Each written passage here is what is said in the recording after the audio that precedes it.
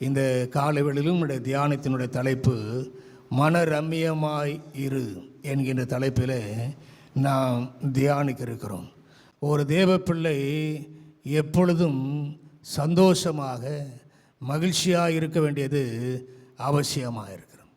சந்தோஷமாக இருந்து எல்லாவற்றும் நம்முடைய வாழ்க்கையில் செயல்படுத்த வேண்டும்.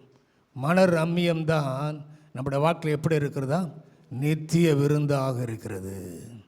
அல்லேலூயா. சூழ்நிலைகள் எதுவாக இருந்தாலும் மனம் அமைதியோடும் மகிழ்ச்சியோடும் திருப்தியோடும் இருக்கிற நிலைதான் மனரம்மியம்.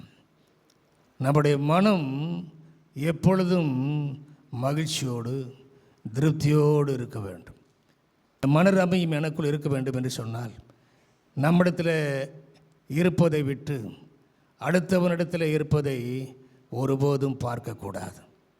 போதும் என்று சொல்லக்கூடிய அளவிற்கு யாருமே இல்லாத உலகத்தில் வாழ்ந்து கொண்டிருக்கின்றோம். ஒன்று மட்டும் சொல்லுவான், வயிறு நிரம்பிச்சுன்னா அதுக்கு மேலே என்ன செய்ய முடியாது, இது ஒன்று தான் போதும்னு சொல்லி மனுஷன் பழகியிருக்கான். ஏன்னா அதுக்கு மேலே பட்சம் வெடிச்சுப்படும். போதும் என்கின்ற இந்த மனது இல்லாவிட்டால் நமக்கு முறுமுறுப்புத்தான் வரும்.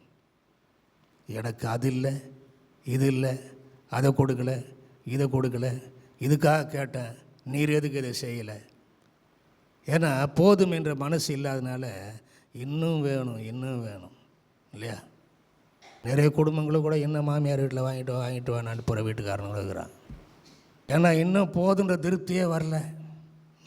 மனரம்மியமாக ஆயிரும்.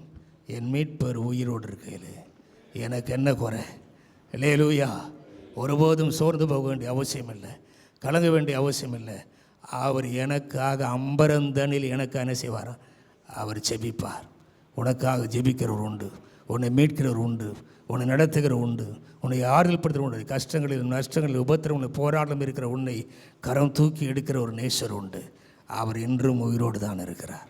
மனரம்மியமாக இருப்பதற்கு முதலாவது பார்த்தோம், தேவன் செய்வதெல்லாம் நன்மைக்கே என்று நாம் என்ன செய்ய வேண்டும்? நினைக்க வேண்டும். இரண்டாவது, கர்த்தரையே நாம் என்ன செய்ய வேண்டும்? சார்ந்திருக்க வேண்டும். மூன்றாவது, தேவனுக்குரியவைகளை வாஞ்சிக்க வேண்டும். அபரிமையான கர்த்தருடைய பிள்ளைகளே, இந்த காலங்கள் மனரம்மியமாக இருப்பதற்கு என்ன செய்யுங்க? கற்றுக்கொள்ளுங்கள். போதும் என்கிற மனது கூட வாழ்ந்து தேவனுக்கு கொடுக்கிற ஆசீர்வாதங்களில் எப்பொழுது மகிழ்ச்சியாக இருங்கள். அவரை துதியுங்கள். கர்த்தர்களுக்கு என்று வைத்திருக்கிற ஆசீர்வாதங்களை நிறைவாய் தந்து ஆச்சரியமாக அற்புதமாக உடனே செய்வார். அவர் நடத்துவார். அப்படிப்பட்ட கிருபையை பெற்று கர்த்தருக்குள் மகிழ்வதற்கு தேவன் நமக்கு உதவி செய்வாராக. ஆமென்.